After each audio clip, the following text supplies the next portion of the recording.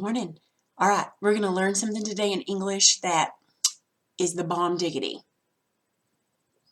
You have to remember it like forever. Okay? All right, so turn to page 9 in English. We are just going to get down to business. Okay. Now, this is something I don't think you've ever learned before. Now, what we're going to talk about today is we're just going to talk about imperative sentences, okay? But before we do that, let me do these. I'm going to put a sentence up here, and it's going to be a declarative sentence, okay? Caden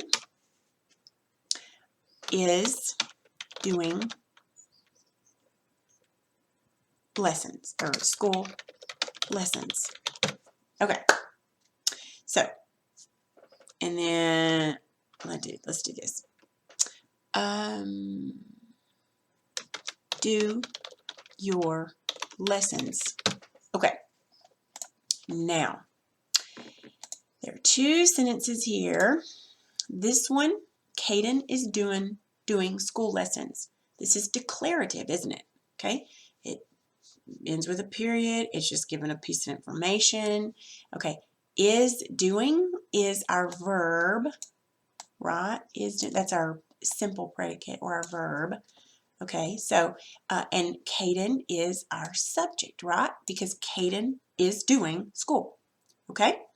So your subject for a declarative sentence is who or what's doing the action, or who or what is, right? Okay. This sentence here is an imperative sentence, right? Because it's given a command. Do your lessons, okay?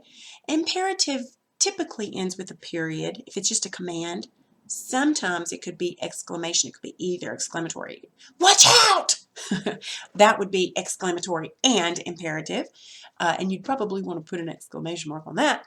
But do your lessons is it's just an imperative sentence. I'm just giving you a command. Okay. Now, in this sentence, what is our verb? Do. Well, then what's the subject? Who or what? Let me show you. I'm so happy you asked. In this imperative sentence, in most imperative sentences, who are we talking to? Who are we giving the command to? You. Now, when I say you, I don't mean you, but I mean the other person, you. You or you or you or you or you, whoever. Okay? So, a command is just simply understood that the command is talking to the other person over there, you, right? Okay. So that means the subject of an imperative sentence is you understood. Okay? Now, it has to be written you with parentheses around it.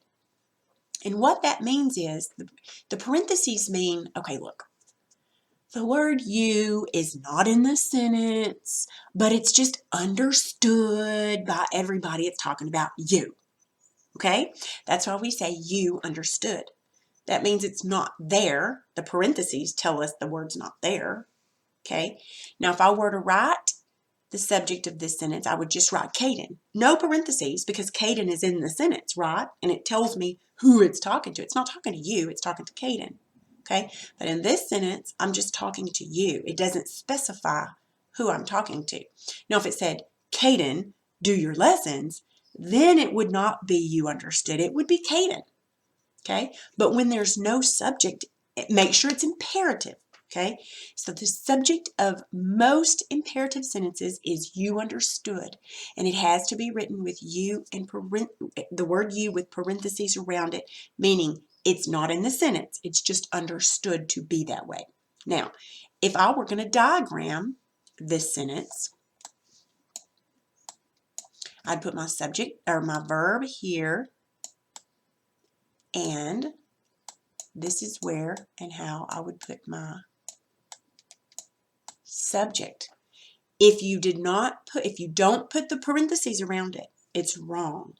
Okay? Because then you're saying you is in the sentence. But when you is not in the sentence, it's just understood to be there. You've got to have the parentheses around it. Okay? All right, so let's look at number 1 on the guided practice.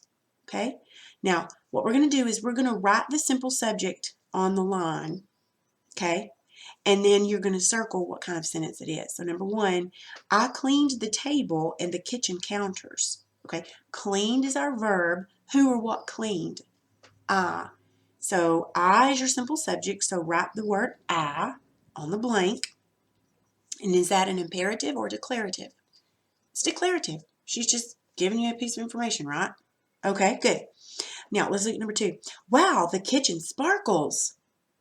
Okay, well we know that's exclamatory, so you can go ahead and circle exclamatory. But let's find out what the subject is. Okay, sparkles is the verb. Who or what sparkles? Kitchen. So you're going to write kitchen on the blank. That's your simple subject, okay? Go ahead and write that right quick. All right, on number 3. Find a large mixing bowl, a rectangular pan, and a saucepan. All right, so where's your verb? Find. Well, who or what find? And that's imperative, isn't it? Because it's a command. So circle imperative. And in the blank, you're going to write this. And we say, this is called you understood. That's what that's called. So you're going to write you understood, you with parentheses around it in that blank, because that's the subject of the imperative sentence. Number 4, spray cooking spray into the regular pan. Again, that's a command, isn't it? So that's imperative. So circle imperative. Spray is the verb. Who or what spray? It's just understood to be you, right? So it's you understood. So in the blank, again, you're going to put you with parentheses around it. And that means you understood. Okay, number 5. Don't forget the spray. Don't get the spray in your eyes.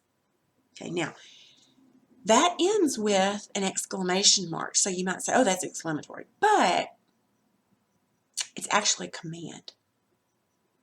Don't get the spray in your eyes. It's a command, right? Okay, what's the verb in that sentence? I'm going to teach you something else. Okay, you're going to say don't get, right? Okay, let me show you something about this.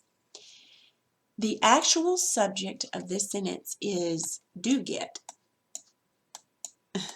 because this is actually the word not, right? And not is never a verb, even when it's on like this.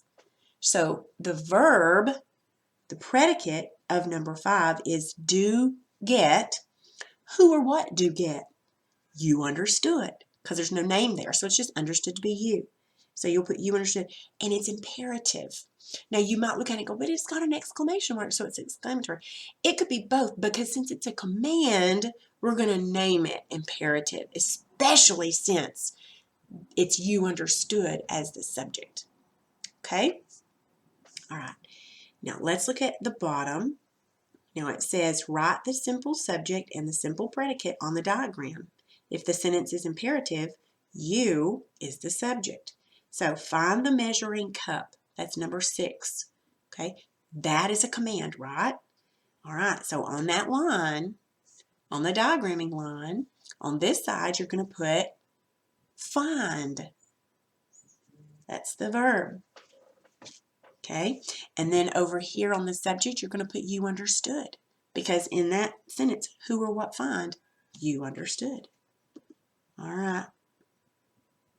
Look at number 7. Daniel can bake the brownies tonight. All right, let's find the verb. That's a declarative sentence, so it's not imperative. So let's find the verb. Can bake.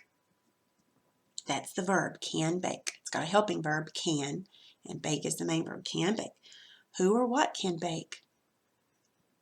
Daniel. Daniel's the subject. So Daniel will be written on this side. Can bake will be on this side, okay? All right, I hope you're ready for the independent practice, okay? So your assignment is to do page 10, and I would like for you to do the applying right at the bottom, okay? All right, now we're going to be learning more about this later on, okay? This is a cool thing. And you are privileged because kids in public school just don't learn this kind of stuff. That's sad. Okay, good deal. That'll be all your lesson for the day.